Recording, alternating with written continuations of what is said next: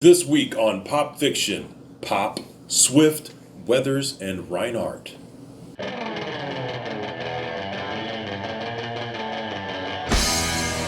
Okay, this is 252 Pop Fiction, where you find all the news and reviews in pop culture that's right to type.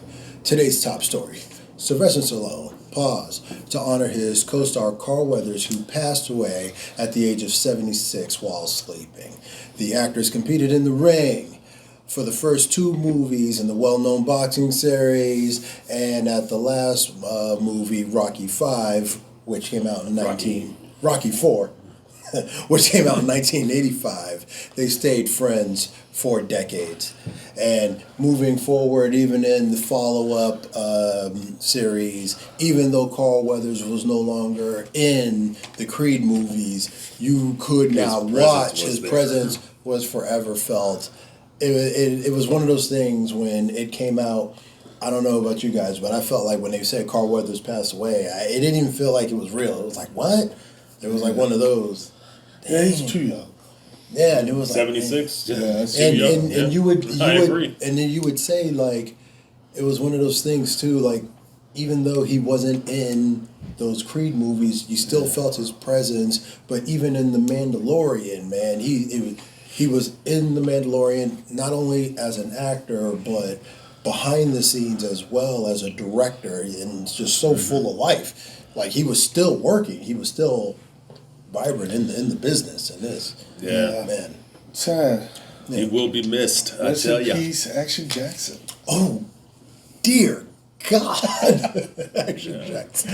We went to the theater to see that. Man, I'm telling you. He's a Predator. He was good there. That's good. Yeah. Definitely good. Dylan, you son of a bitch. Memed forever. Yeah. And don't forget, remember when you first saw his comeback in Happy Gilmore? Chubbs. Chubbs. I'm not a big Sandler fan. You don't have to be. Yeah. Ooh, but if you get it going, that's a stew, baby. That's a stew.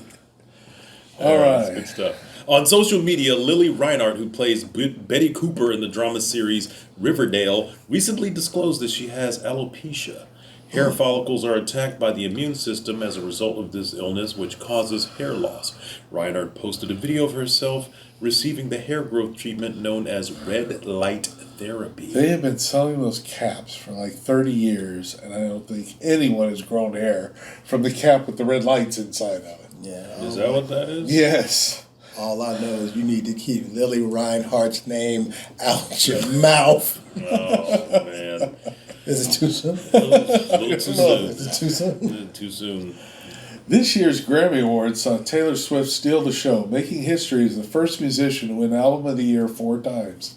The superstar, along with Stevie Wonder, Paul Simon, and Frank Sinatra, had previously shared the record for 3 Best Album awards. Wow. And she's a billionaire, which Stevie Wonder, Paul Simon, and Frank Sinatra combined are not. Yes, that's true. That's crazy. She's also dating Travis Kelce, which they also didn't do. So way to go, Taylor Swift. Good job. Absolutely.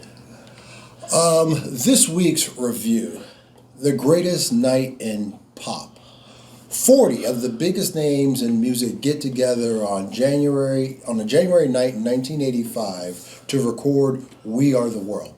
The group takes a peek behind the scene to discover how the artists collaborate to create history, led by Quincy Jones, Lionel Richie, Stevie Wonder, and Michael Jackson. Now, I just want to say, without trying to do any spoilers, I just want to say 2 quick little stories about this documentary, and both of them have to do with Stevie Wonder. The first one, it was they were all in there, and they got all the stars gathered around, and they've been in there for a while, for a couple hours, and at one point, Ray Charles says he has to go to the bathroom. And Stevie Wonder says, Ray, don't worry about it. I'll show you where it is. And he grabs him and he goes to take him to the bathroom. And I can't remember, but somebody in the group goes, wow, this is the blind leading the blind. And it breaks the tension. Yeah. And then everybody starts kind of laughing. And, it's one of those moments. And there's another moment where This is like, again, after hours and hours of being there, they're closing out the record, and they want Bob Dylan, to do some ad libs. Quincy wants Bob Dylan to put some ad libs on, Bob Dylan, the voice of a generation, and the whole thing. He wants to, Bob Dylan that shit, the political. Bob Dylan then. Yeah, he wants to do it, and he's trying to get him to do it.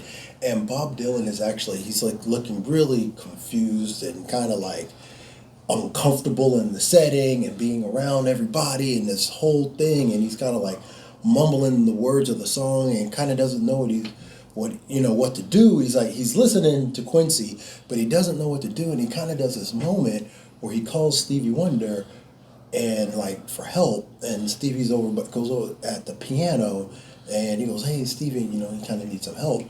And you kind of find out that Stevie has this thing where he's kind of like a musical mimic, and he kind of because Dylan doesn't know what Quincy wants from him, and Stevie Wonder does this thing where in perfect Bob Dylan voice, he does the ad lib and Bob Dylan thing. And Bob listens to what Stevie does at the piano, and then he gets back on the mic and just does what basically Bob Dylan just does what Stevie Wonder does. He does Bob Dylan does Stevie Wonder doing Bob Dylan. I'm gonna take a nap. Yeah. Man, it was good. And then you got to see a whole bunch of other stuff, man. And it was great, man. And it's just the way they put it all together, man. Yeah, I remember Check Your Egos at the door being huge back then. Well, put the sign on the thing, check your egos at the door, and that was one of those things that everybody did. I would be interested in watching the show, but I gotta be a hater. I can't stand that song. Really? That's up there with It's a Small World. It's just annoying and sticks in your head, and you're like... You just don't like songs with world in them. I guess not. Yeah. I never liked it. But I can tell you this, even if you don't like the song, when the guy talks about the reason why they're doing it and he starts really talking about it, because that was the one thing when all the artists were in there and then the guy started talking about it, it kind of really grounded why everybody liked the purpose. No, it's a good thing. I would be interested in watching the show. And it really got all of those entertainers and those big stars to kind of focus and be like, oh, yeah, that's it. And he was like, hey, I don't really want to be a downer, but this is what this is about. Yeah, that's... It was cool. And if Prince would have been there, they would have had to change it to I Am the World. What was that movie with Nick Nolte, Down and Out in Beverly Hills? Yeah. All the homeless guys, we are the bums. We are the homeless. Oh, wow. I thought that was funny. Now Nick Nolte looks homeless. Yeah, yes, he does. This week, Ralphie D recommends Dune from 1985. Oh, jeez. A Duke's son, played by Kyle MacLachlan, much older than the character he's supposed to be portraying, leads desert warriors against the galactic emperor and his father's evil nemesis to free their desert world from the emperor's rule. Now, I recently rewatched this movie. I used to watch it all the time back in the 80s. We had it on VHS. And seeing it with my adult eyes, because I haven't seen it since 1986 or 87, it was a different experience. A lot of nostalgia. I remember not liking it much when I was a kid because I was like, this isn't Star Wars. They're trying to be Star Wars. But then as an adult, seeing all the work that people put into this production, I was like, you know what? This is good. Based on a book I will never read. JB hates it. He hates the movie. I did not like the movie. You didn't like Dune? Not 1985's Dune. Yeah. I did not care for it. I would have to admit I did not finish Dune, the old Dune. I remember that's the I remember about. I remember because I didn't watch it in the theater. I watched it on VHS, probably. And I remember it was I was like, this is slow. And I remember, let's go outside and play. Right. No, it was it's good. I think it gets across the ideas that it needs to get. In 1985, how old were you? 13? No, 85? 86. 85. No, when I saw it had to be Yeah, it was probably 86. Yeah. It was like 86. So I you mean, guys, you got a young Virginia Madsen, Kyle MacLachlan, Linda Hunt, a lot of faces in there that you know. so you guys want to JB remembers with no preparation? I would love that. I think we're asking a lot from you. But JB remembers this week jean jackets. Go back to the days when there were rockers and solars. If you were a rocker, you froze your ass off in the winter because you wore a jean jacket. And what did that jean jacket have on it? Oh, heavy metal pins. Ozzy Osbourne, Dio, and Slayer, and Iron Maiden, and all that. AC/DC. AC/DC.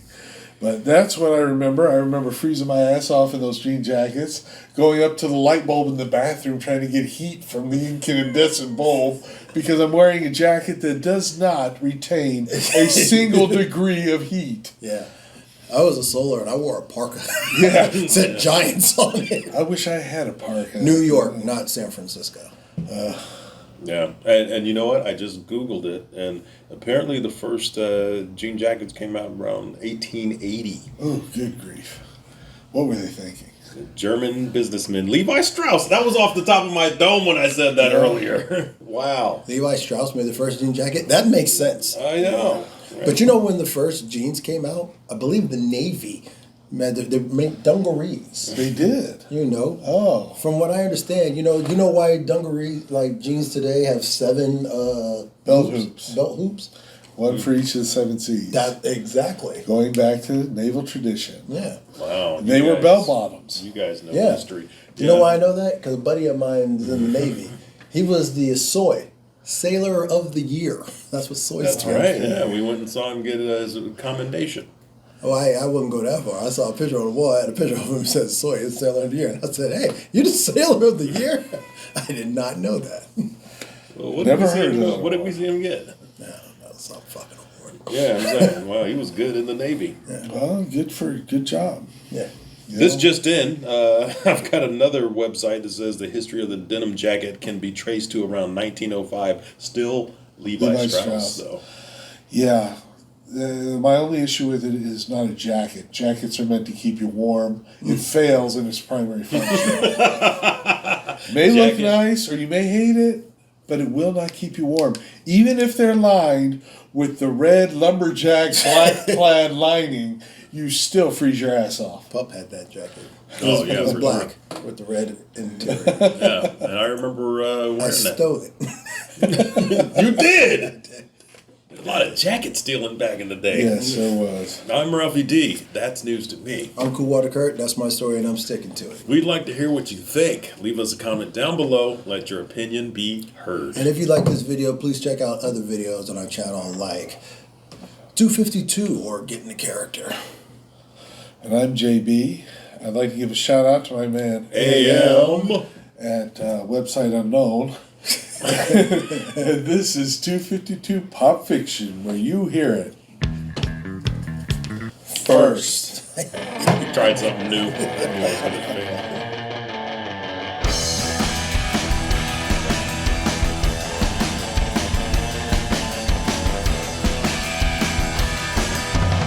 Adonis, pull yourself together.